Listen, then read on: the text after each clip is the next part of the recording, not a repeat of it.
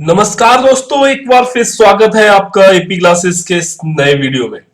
दोस्तों, आज हम इस सीरीज के नेक्स्ट वीडियो लाए हैं, आपका जो प्रैक्टिस सेट है। तो चलिए स्टार्ट करते हैं पहले प्रश्न से। वह कार मेरी है, इस वाक्य में कौन सा कारक है? तो इस वह कार मेरी है मतलब एक संबंध दिखा रहा है कार से और मेरा, तो इसमें क्या हुआ? संबंध कारक आपका हुआ। अगला प्रश्न, आंसू किस प्रकार का शब्द है? आंसू किस प्रकार का शब्द है? तद्भव प्रकार का शब्द है। अगला प्रश्न, कवि का स्त्रीलिंग क्या होगा? सभी को पता होगा कवि का स्त्रीलिंग क्या होगा? कवित्री, ये इसका स्त्रीलिंग होगा। अगला प्रश्न, क्रिया में के किस रूप में कर्ता के अनुसार लिंग परिवर्तन नहीं होता है? क्रिया के किस रूप में कर्ता के अनुसार लिंग परिवर्तन नहीं होता है? तो किस में नहीं होता है? आज्ञार्थक रूप में। आज्ञार्थक रूप में, आज्ञार्थक रूप में लिंग परिवर्तन नहीं होता है। अगला प्रश्न देखते हैं, प्रत्यक्ष में कौन सी संधि है? प्रत्यक्ष में कौन सी संधि है? तो इसमें कौन सी संधि है प्रत्यक्ष में? यण, यण संधि है इसमें प्रत्यक्ष। अगला प्रश्न देखते हैं कि दैत्य प्लस अरि बराबर दैत्यारि किस संधि का उदाहरण है? तो ये किस संधि का उदाहरण है? दीर्घ स्वर संधि का, दीर्घ स्वर संधि का। अगला प्रश्न देखते हैं, नीलोत्पल शब्द में कौन सा समास है? तो नीलोत्पल शब्द में कौन सा समास है? इसमें है आपका कर्मधारय समास, कर्मधारय समास। ठीक है। अगला प्रश्न देखते हैं, synonym of evoke will be, इसका इवोक का सिनोनिम क्या होगा? मतलब इसका जो सेम वर्ड का जो मीनिंग होता है उसको क्या होगा? तो सिनोनिम का इवोक का मतलब क्या होता है? Call form, call fourth, FORTH। ठीक है। करेक्ट स्पेल ऑफ प्रिविलेज, ये जो शब्द लिखा है ये गलत लिखा है, प्रिविलेज, इसको सही करके लिखना है। तो इसका सही शब्द क्या होगा? इसका होगा PRI और VELEGE, प्रिविलेज, PRIVELEG, ये इसका सही शब्द होता है। राइट द अपोजिट ऑफ मस्टिकेट, मस्टिकेट का अपोजिट लिखना है। अपोजिट इसका क्या होगा? गॉबल। अगला प्रश्न, एंटोनिम ऑफ वर्ड फ्रेवलस, फ्रेवलस का एंटोनिम क्या होगा? क्या होगा? इसका होगा सीरियस, SERIOUS, सीरियस। अगला प्रश्न देखते हैं, रूपक के कितने भेद होते हैं? रूपक के कितने भेद होते हैं? 10 भेद होते हैं। सुपना सुपदेश किस ग्रंथ का अंश विशेष है? ये किस ग्रंथ का अंश विशेष है? कादंबरी का, कादंबरी का। और कादंबरी किसने लिखी थी? कादंबरी के रचयिता कौन है? इसके कादंबरी के रचयिता है बाणभट्ट, काफी फेमस पुस्तक है। अगला प्रश्न, भू धातु का लोट लकार मध्यम पुरुष के बहुवचन में क्या रूप होता है? तो क्या रूप होता है इसका? इसका आंसर होता है भवत। अगला प्रश्न देखते हैं, पितृतुल्य शब्द में कौन सा समास है? तो पितृतुल्य शब्द में कौन सा समास है? तत्पुरुष समास है, तत्पुरुष समास है। अगला प्रश्न, नर्तकी शब्द नर्तक में किस प्रत्यय के संयोग से हुआ है? नर्तकी शब्द नर्तक में किस प्रत्यय के संयोग से हुआ? उपसर्ग प्रत्यय दोस्तों बताए हैं मैंने, तो किस प्रत्यय मतलब शब्द के नर्तक में ऐसा क्या बाद में जोड़ दिया जाए जो नर्तकी बन जाएगा? तो क्या जोड़ा जाएगा? ये थोड़ा इंपॉर्टेंट प्रश्न है, इसलिए मैंने यहाँ पे लिखा है 20, ये शब्द अगर जोड़ा जाएगा तो ये नर्तक से नर्तकी बनता है। लावणिका का स्त्रीलिंग क्या होगा? लावणिका का स्त्रीलिंग क्या होगा? लावा, यहाँ पे मैं लिख देता हूं, इसका होगा लावणिकी, लावणिकी, ये इसका स्त्रीलिंग हो जाएगा लावणिकी। ठीक है दोस्तों। अगला प्रश्न देखते हैं, हीमोग्लोबिन किसका यौगिक है? हीमोग्लोबिन जो है वो किसका यौगिक है? तो हीमोग्लोबिन किसका यौगिक है? प्रोटीन का, प्रोटीन का। लाल रक्त कलिकाओं का जीवन काल कितना होता है? लाल रक्त कलिकाओं का जीवन काल कितना होता है? तो इसका जीवन काल कितना होता है? 120 दिन। रुधिर का थक्का जमने में कौन सी विटामिन सहायक है? रुधिर का थक्का जमने में कौन सा विटामिन सहायक है? तो विटामिन के। इसकी वजह से रुधिर में थक्का जमता है। हाइड्रोफोबिया किससे संबंधित है? हाइड्रोफोबिया ये भी एक बीमारी होती है और ये किससे संबंधित होती है? कुत्ते के काटने से। कुत्ते के काटने से, जिसमें आदमी को पानी से डर लगने लगता है, कुत्ते के काटने से। अगला प्रश्न देखते हैं, कोयला अर्थशास्त्र की भाषा में क्या माना जाता है? क्वेश्चन है कि कोयला अर्थशास्त्र की भाषा में क्या माना जाता है? तो कोयले को अर्थशास्त्र की भाषा में क्या मानते हैं? उपभोक्ता माल। उपभोक्ता माल मानते हैं इसको हम। भारतीय राष्ट्रीय कांग्रेस का प्रथम अधिवेशन कहां हुआ था? प्रथम अधिवेशन कहां हुआ था दोस्तों? मुंबई में। मुंबई में हुआ था। अगला प्रश्न, जिम कॉर्बेट राष्ट्रीय अभयारण्य कहां स्थित है? काफी लोग गए भी होंगे जिम कॉर्बेट में। तो ये कहां स्थित है? उत्तराखंड में। उत्तराखंड में। राज्यसभा के 1/3 सदस्यों के निवृत्त होने की अवधि क्या है? कितनी होती है? 2 वर्ष। अगला प्रश्न देखते हैं, करीबा बांध किस नदी पर स्थित है? करीबा बांध किस नदी पर स्थित है? जाम्बेजी नदी पे। जाम्बेजी नदी। टैगा वन में कौन से वृक्ष होते हैं? टैगा वन में कौन से वृक्ष पाए जाते हैं दोस्तों? अल्पाइन। अल्पाइन वृक्ष पाए जाते हैं इसमें। अगला प्रश्न, किस मनोवैज्ञानिक के अनुसार विकास एक सतत और धीमी प्रक्रिया है? तो किसके अनुसार है? स्किनर।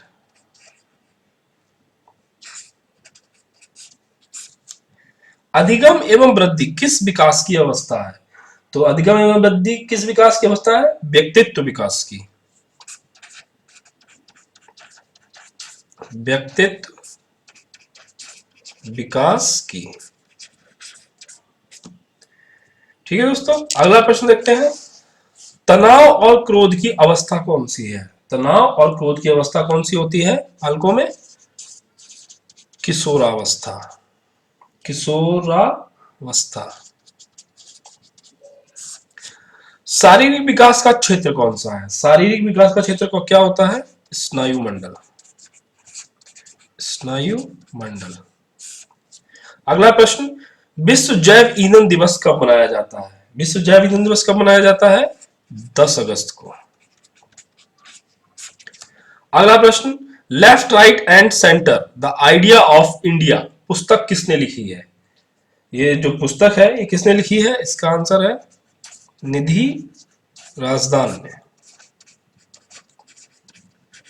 निधि राजदान। अगला प्रश्न, हाल ही में किसने राज्यसभा टीवी के मुख्य कार्यकारी अधिकारी पद से इस्तीफा दिया था? तो किसने दिया था? गुरदीप सिंह सप्पल ने। गुरदीप सिंह सप्पल। गुरदीप सिंह सप्पल ने इस्तीफा दिया था। अगला प्रश्न, हाल ही में WHO ने किस देश को पोलियो मुक्त घोषित किया है? किसको घोषित किया है? सोमालिया। अगला प्रश्न, अंतरराष्ट्रीय युवा दिवस कब मनाया जाता है? मैं भारतीय युवा दिवस की बात नहीं कर रहा हूं दोस्तों, अंतरराष्ट्रीय युवा दिवस कब मनाया जाता है? तो यह मनाया जाता है 12 अगस्त को। ठीक है, अगला प्रश्न, विश्व अंगदान दिवस कब मनाया जाता है? मतलब वर्ल्ड ऑर्गन डे कब मनाया जाता है? विश्व अंगदान दिवस। तो विश्व अंगदान दिवस कब मनाया जाता है दोस्तों? 13 अगस्त को।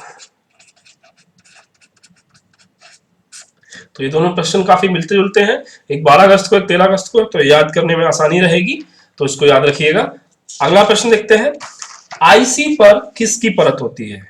जो आईसी होती है इंटीग्रेटेड सर्किट, उस पर किसकी परत होती है? आईसी पर किसकी परत होती है? तो इसकी किसकी परत होती है? सिलिकॉन की। सिलिकॉन की परत होती है। अगला प्रश्न, प्रोग्राम हेतु सर्वप्रथम विकसित की गई कंप्यूटर भाषा। प्रोग्राम हेतु कंप्यूटर सबसे पहले कौन सी भाषा प्रस्तुत की गई थी? फोर्ट्रान। अंग्रेजी भाषा के समान उच्च स्तरीय कंप्यूटर भाषा कौन सी भाषा है? कोबोल। चुंबकीय डिस्क पर किस पदार्थ की परत होती है? किस पदार्थ की परत होती है? आयरन ऑक्साइड की। आयरन ऑक्साइड, आयरन ऑक्साइड की परत होती है। ठीक है दोस्तों, अगले आगे बढ़े।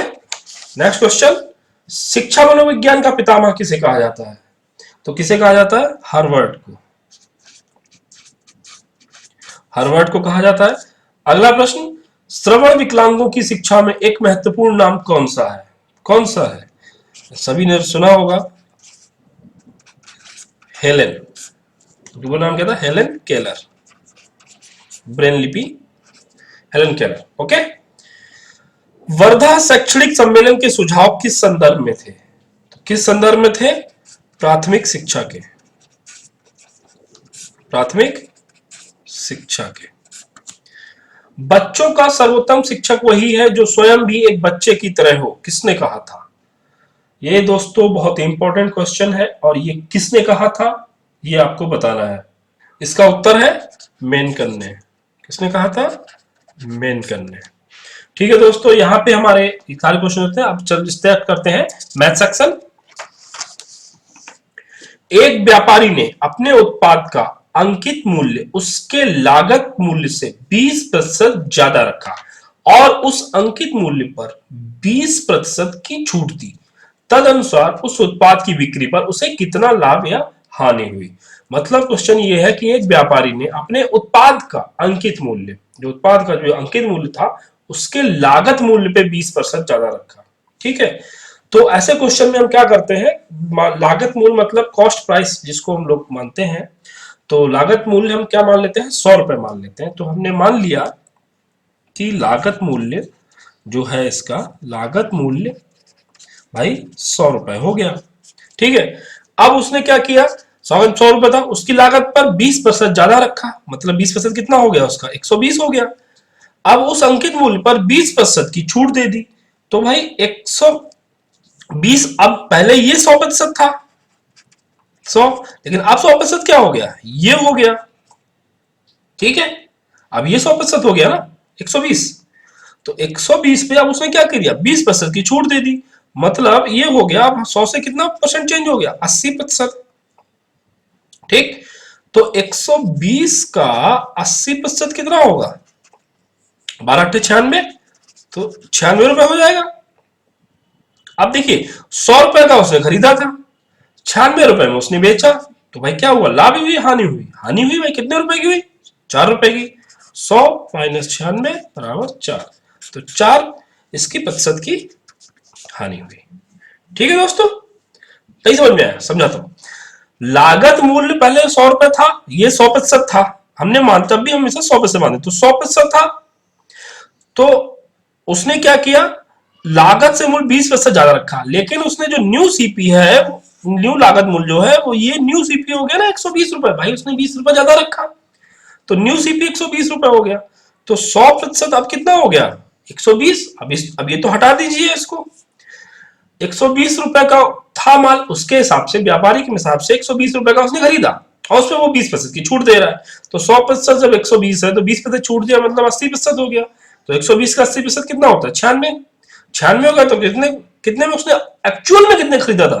100 का, तो 100 माइनस 96 4, तो इस पर हानि हुई। ठीक है, अगला प्रश्न, एक समबाहु त्रिभुज एबीसी का केंद्रक जी है, तदनुसार यदि ए बी बराबर 9 सेंटीमीटर है तो एजी की लंबाई सेंटीमीटर कितनी होगी? तो सबसे पहले इसका हमें चित्र बनाना होगा, तो चलिए एक चित्र बना लेते हैं। समबाहु त्रिभुज बना लेते हैं एबीसी। ठीक है, एक ए बी और सी। ठीक है, इसका केंद्रक जी है, इसका ये यहाँ पे केंद्रक हमने मान लिया जी। यदि ए बी बराबर 9 सेंटीमीटर है, ये हमको दी है 9 सेंटीमीटर, तो ए जी की लंबाई कितनी होगी? ए जी की लंबाई पूछ रहा है, इसने की लंबाई पूछ रहा है। मान लिया हमने इसको बढ़ा के यहां तक कर लिया भाई, चलिए डी कर लेते हैं। अब देखिए, ये 9 है, अब जब यहां से इस पे जाएगी तो ये आधी हो जाएगी, ये 9/2 हो जाएगी, इतना भाग, इतना भाग ये 9/2 हो जाएगा। ठीक, अब यहाँ पे ये 9/2 हो गया भाई, ये इसका आधा है। जब आपको पता है यहां से जब भी कोई लंब डाला था तो ये इसको दो भाग में बराबर विभाजित करता है। ठीक है, तो ये अब इसको पढ़ा तो ये 9/2 हो गया। अब ये 9/2 हो गया, ये 9 है, तो यहाँ पे देखिए ये राइट एंगल है, तो यहाँ पे पाइथागोरस थ्योरम लग जाएगी। तो जब पाइथागोरस थ्योरम लगेगी तो आपको क्या निकलेगी, तो डायरेक्ट हम निकाल देते हैं भाई। ए डी बराबर क्या हो जाएगा, ए डी बराबर इसका स्क्वायर 9 का स्क्वायर और माइनस इसका स्क्वायर 9/2 का स्क्वायर। ठीक है, और इसका मूल। ठीक है, तो इसको जब सॉल्व करेंगे तो 9 तो बाहर निकल गया, 9 तो बाहर निकल गया भाई, 9 यहां भी है, 9 का स्क्वायर यहां भी है, तो 9 बाहर निकल गया। अंदर कितना बचा, 1 माइनस 1/2। ठीक, का स्क्वायर, तो ये करोगे 4 माइनस 1 3 हो जाएगा, 3/2, तो ये हो जाएगा 9√3 और यहाँ पे 2। ठीक है, 2 4 निकल गया, तो ये आ गया, ये आ गया आपका ए जी की लंबाई। ये जी की लंबाई आ गई। हमें सॉरी, ये हो गई ए डी की लंबाई, ये हो गई ए डी की लंबाई। ठीक है, ये डी की लंबाई हो गई। अब आपको पता है जो इसका जो केंद्रक होता है, इनमें इनमें क्या रिलेशन होता है, इसमें रिलेशन होता है भाई, इनमें क्या रिलेशन होता है, इसमें बराबर आपको पता है कि ए जी बराबर 2/3 गुणा ए डी होगा, ये होता है। तो आप इसमें कर दीजिए भाई 2/3 और गुणा 9/2 3, तो 2 से 2 कट गया, 3 से 3 कट गया, तो आंसर कितना आया, 3√3 सेंटीमीटर। ठीक है दोस्तों, ठीक है यहां तक। चलिए देखते हैं अगला प्रश्न। 2.6, 2.066, 2.66 और 2.08 में सबसे बड़ी संख्या कौन सी है। तो देखने से आपको पता चल रहा है, देखिए ये तो हटा दीजिए, ये 2.0 हटा दीजिए, 2.0 हटा दीजिए। ठीक है, ये तो है नहीं, आपको कंफ्यूजन हो सकता है 2.666 और 2.6। तो इसमें आप देख लीजिए क्या होता है। 2.6 को क्या लिखेंगे आप, 2. आंसर तो हमको पता है, हम आपको बता देंगे, वो दिखा दें कैसे करें। 2.6 ये है और एक बचा 2.66, तो इसको आप कैसे लिखेंगे भाई, 0 दशमलव हटाएंगे तो ये 10 हो गया, इसको हटाएंगे तो 100 हो गया। ठीक है, अब 266 गुणा 100, तो इसका भाग क्या है भाई, इसको भी 100 कर लो, तो इसको 100 कर लिया, तो यहाँ 0 कर लिया। अब 260 को 100 से डिवाइड करो और 266 को 100 से, तो ऊपर वाली संख्या बड़ी है 266, तो कौन सी बड़ी संख्या हो गई, 2.66। ठीक है, ये हमने एक्सप्लेन करने किया, वरना देखने तो लगता है कि ये बड़ी संख्या थी। तो ऐसे कर सकते हैं आप लोग। अगला प्रश्न, यदि √2 का मान जो है 1.4142 है, तो 7/4 प्लस √2 का मान कितना होगा। अब इस प्रकार के क्वेश्चन कैसे करते हैं, तो आप चाहे तो इसको डायरेक्ट कर सकते हैं, लेकिन डायरेक्ट में बहुत ही कैलकुलेशन हो जाएगा भाई। इसमें आप रखेंगे 1.412, इसको ऐड करेंगे, फिर करेंगे। देखिए इसको तरीका होता है इसका कैसे भाई, 7 ये दिया है, अब इसमें आप मल्टीप्लाई कर दीजिए ऊपर 4 माइनस √2 का और 4 माइनस √2 का नीचे मल्टीप्लाई करिए। ठीक है, तो ये कितना बन जाएगा, ये जब आप इसका जब मल्टीप्लाई करेंगे तो ये कितना बन जाएगा, ये बन जाएगा आपका 7, 4 माइनस √2 और ये a प्लस बी है माइनस बी है, तो ये 4 चौक 16 माइनस 2 बन जाएगा। 16 माइनस 2 हो गया, तो ये कितना बचा आपका, 16 माइनस 2 14 होता है, तो 14 से ये 2 कट जाएगा। तो मैं दिखा देता हूँ, स्पीड में नहीं जाता हूँ। ये 14 हो गया और ये 4 माइनस √2 हो गया, तो ये 2 बचा। ठीक है, तो अब इसको 2 से ये करेंगे तो 4 दशमलव ये आएगा, तो ये आएगा 2.5858 और भाग देंगे इसको 2 से, तो इसका आंसर आ जाएगा भाई, 2 से भाग देंगे देख, और ये हो जाएगा 29, 58 को देंगे 2, ये इसका उत्तर आ जाएगा। अगला प्रश्न देखिए कि 6, 16, 36, 76, 156, 316 अगली संख्या क्या होगी।